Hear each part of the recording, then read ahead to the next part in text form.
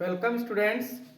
आज हम लोग नियुक्तिकरण स्टाफिंग में इससे आगे पढ़ेंगे। इससे पहले हम लोग नियुक्तिकरण का अर्थ और विशेषताएं पढ़ चुके हैं।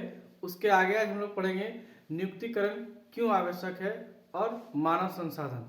हम लोग नियुक्तिकरण को मानव संसाधन से जोड़ के देखेंगे कि आखिर नियुक्तिकरण में मानव संसाधन का क्या भाग है।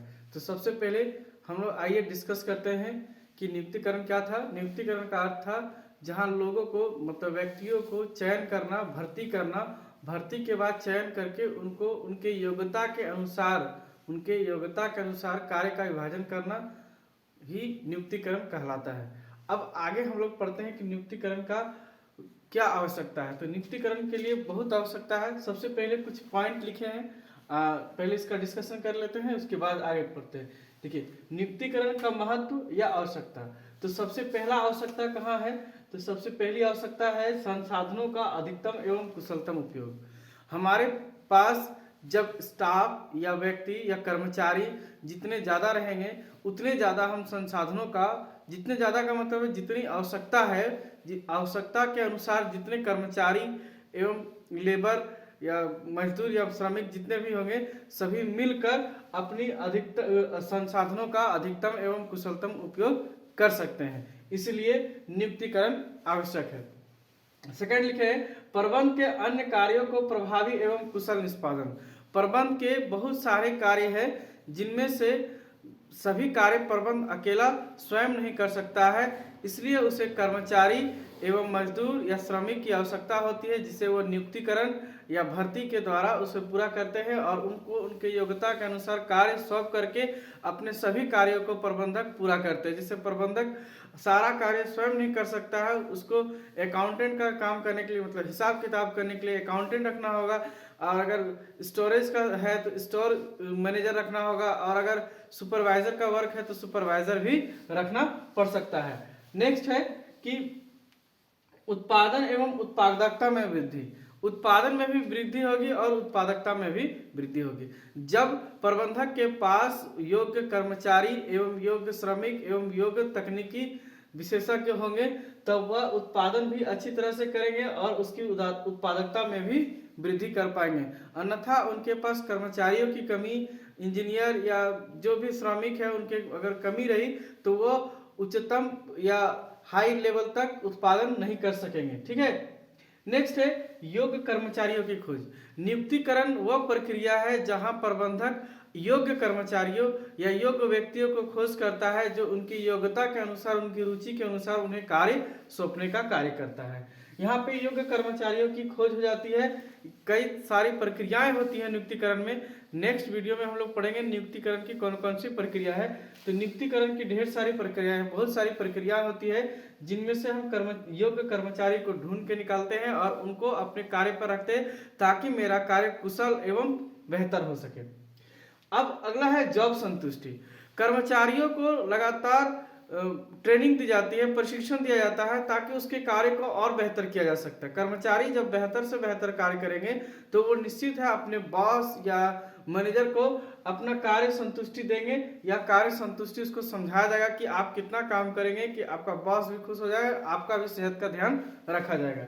नेक्स्ट है कर्मचारियों की अधिकता एवं कमी को रोकना।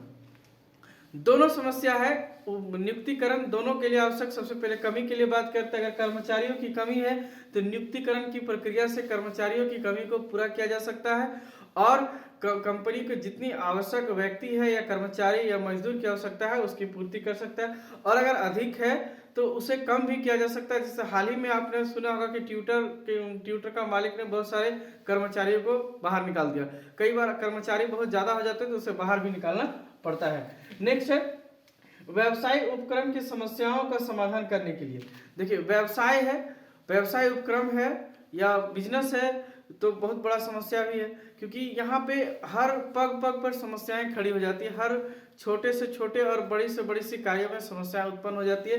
इन समस्याओं का निपटारा अकेले प्रबंधक नहीं कर सकता है। जैसे अब मान लीजिए कि छोटे मजदूरों को कार्य कराना है फैक्ट्री में, तो उनका डायरेक्ट जिम्मेदारी प्रबंधक नहीं ले सकता, उसके लिए वो सुपरवाइजर रखते हैं ताकि वो उनके कार्य को समझे और उन्हें कार्य समझाया जा सके। इसलिए कहते हैं व्यवसाय उपक्रम की सभी समस्याओं का समाधान करने के लिए अलग अलग समस्या है, जिससे हिसाब किताब करना, उसके लिए अकाउंटेंट रखा जाना है।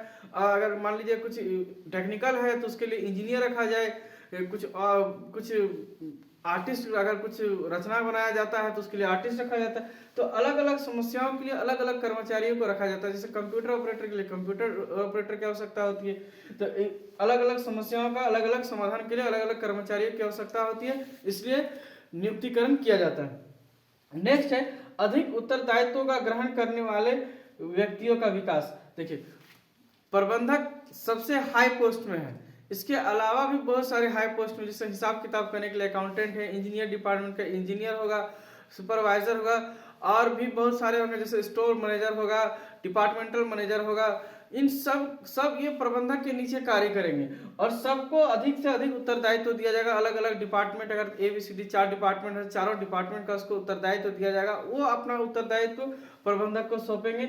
इस प्रकार किया जा सकता है कि उत्तरदायित्वों का विकास किया जा सकता है। एक ही आदमी सारा प्रेशर को हैंडल नहीं कर सकता, वो प्रबंधक अपने कार्यों को कुछ लोगों में बांट देंगे और क्या करेंगे, अपने दायित्व को कम करेंगे और उनका दायित्व को बढ़ा देंगे। इस प्रकार से अधिक उत्तरदायित्व का ग्रहण करने वाले व्यक्तियों का भी विकास होता है। तो इस प्रकार हम लोग समझे कि नियुक्तिकरण हमारे लिए क्यों आवश्यक है, इसका क्या महत्व है, ये हम लोग जान गए हैं। इसका अगर आपको नोट्स चाहिए तो आपको टेलीग्राम चैनल पर मिल जाएगा, लिंक दिया हुआ है डिस्क्रिप्शन में, आप वहां देख सकते हैं। नए आए हैं चैनल को लाइक करें, सब्सक्राइब करें और शेयर करें, ज्यादा से ज्यादा लोगों को जोड़ें। आइए अब हम लोग पढ़ते हैं कि नियुक्तिकरण किस प्रकार मानव संसाधन से जुड़ी हुई है, या तो मानव संसाधन प्रबंध कहेंगे इसको, ठीक है। देखिए, मानव संसाधन का मतलब है जहां मानव का उपयोग किया जाए उसी को मानव संसाधन कहते हैं। जहां मानव का उपयोग मानव के लिए किया जाए उसी को मानव संसाधन कहते हैं। इतने तरक्की में हम लोग समझ गए। अब मानव संसाधनों मतलब मानव का कुशलतम जब उपयोग कर लिया जाए तो उसको कहेंगे बेहतर से बेहतर उपयोग कर लिया गया, तो मानव संसाधन का बेहतर उपयोग कर लिया गया। अब हम लोग जानते हैं कि प्रबंध में मानव संसाधन क्या है। तो प्रबंध में कहता है मानव संसाधन प्रबंध का अभिप्राय प्रबंध के उस शाखा से है जो कर्मचारी भर्ती, चयन, विकास एवं उसके सर्वोत्तम उपयोग से है। सेम बात आगे, मानव प्रबंध या मानव संसाधन प्रबंध का अभिप्राय या तो उसका अर्थ यह है कि जहां भर्ती, चयन, विकास एवं परीक्षण करके उसका सर्वोत्तम उपयोग किया जा सकता है। किसी एक व्यक्ति को कोई जन्म से टैलेंटेड नहीं होता, कोई जन्म से टैलेंटेड नहीं होता, उसके अंदर टैलेंट या गुण भरा जाता है और वो गुण भरने के बाद उसे और पॉलिश करने के लिए उसका ट्रेनिंग कराया जाता है। जितना बेहतर उसका ट्रेनिंग हो सकेगा उसको कार्य पे रखा जाएगा और फिर कार्य में रहते रहते उसकी स्किल में वृद्धि होगी। इसी को कहते हैं मानव संसाधन प्रबंध, कि किसी व्यक्ति को नियुक्ति करने के बाद किसी व्यक्ति का चयन करके नियुक्ति करने के बाद उसको प्रशिक्षण करना एवं उसके स्किल का डेवलपमेंट कराना मानव संसाधन, और उसका उपयोग करना ही मानव संसाधन प्रबंध है। ठीक है, इसकी कुछ विशेषताएं हैं। इसकी विशेषताएं क्या है, छोटी छोटी विशेषताएं हैं। पहली विशेषता है प्रबंध का विस्तार करना। ये क्या करती है, प्रबंध का विस्तार करती है। देखिए, जब तक हम लोग मानव संसाधन का उपयोग नहीं कर सकते हैं जब तक उसका स्किल डेवलपमेंट नहीं किया जाए, क्यों ना प्रबंधक ही क्यों ना हो।